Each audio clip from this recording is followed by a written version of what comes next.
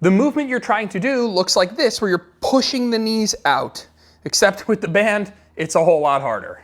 If you have a hip circle or mini bands like these, they can work really great because you can just loop them up over your knees. And you don't need to fuss around with what I'm going to show you here in just a second.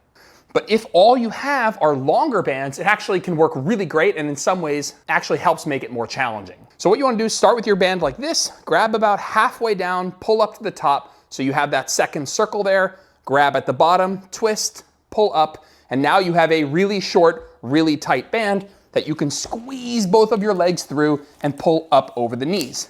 Then set your feet a few inches apart and you'll already feel some tension on the band.